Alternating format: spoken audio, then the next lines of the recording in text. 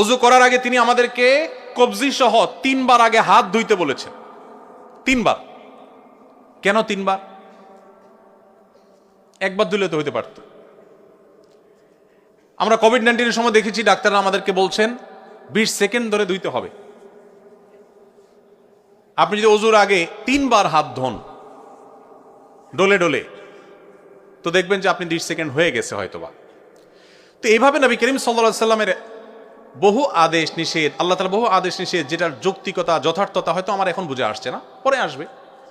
আমার বুঝে আসা সবসময় জরুরি না, বরং অনেক কিছু বুঝে না আসাটাই যৌক্তিক। যাই হোক, তো যেটি বলছিলাম, কোরআনে আল্লাহ তাআলা হারামের তালিকা উল্লেখ করেছেন। শুকর আল্লাহ কেন হারাম করেছেন সেখান থেকে কথাগুলো আসলো। কেন হারাম করেছেন? হয়তোবা আরো 200 বছর পরে আবিষ্কার হবে, মানুষ আবিষ্কার করবে, গবেষণা করে বের করবে যে এর মধ্যে কি সমস্যা আছে, কেন আল্লাহ তাআলা হারাম করেছেন।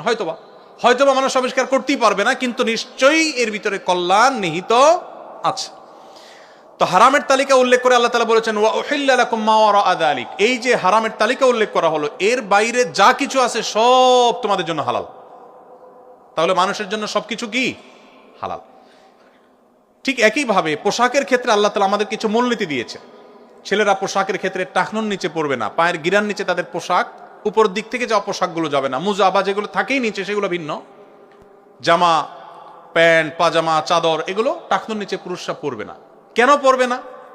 ওই আবার চলে আসে সেই প্রশ্নের উত্তর যে আল্লাহ তাআলা কেন নিষেধ করেছেন বা রাসূল সাল্লাল্লাহু আলাইহি ওয়াসাল্লাম কেন নিষেধ করেছেন, এর মধ্যে কি ধরনের ক্ষতি আছে যে অন্তর্নিহিত ক্ষতিটা আমরা বুঝি না, সেটা আল্লাহ তাআলা ভালো জানেন, কিন্তু অবশ্যই তার যৌক্তিকতা বা বাস্তবতা আছে। তো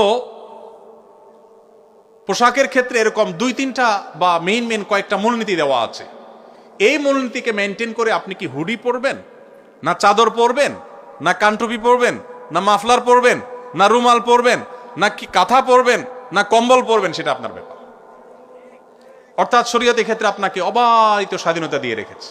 অতএব আমাদের যে বোন প্রশ্ন করেছেন যে মেয়েরা হুডি পরতে পারেন কিনা, আমার মনে হয় তিনি উত্তর পেয়েছেন যে হুডি এই পোশাক পরতে যদি কোরআন হাদিসে কোথাও বাধা নেই, নিষেধ নাই, অতএব কোনো মা কোনো বোন তিনি চাইলে এটা পড়তে পারেন, তিনি চাইলে অন্য কোনোটা পড়তে পারেন, এই স্বাধীনতা তাকে দেয়া হয়েছে এবং কোনো প্রকার বাইন্ডিংস এখানে রাখা হয়নি। আমাদের সমাজে আপনারা লক্ষ্য করবেন, ইসলামকে এমনভাবে চিত্রায়িত করার চেষ্টা করে একটা ক্ষুদ্র অংশ এই সমাজের, একটা নির্দিষ্ট চক্র, যে ইসলাম মানে আতঙ্কের একটা ব্যাপার স্যাপার। ইসলাম আসলে মনে হয় যে সব শেষ হয়ে যাবে, কেউ মনে কিছু করতে পারবে না, হুডি পড়তে পারবে কিনা মেয়েরা, এটা টেনশনের ব্যাপার হয়ে গেছে। ইসলামটাকে এইভাবে উপস্থাপন করা হয়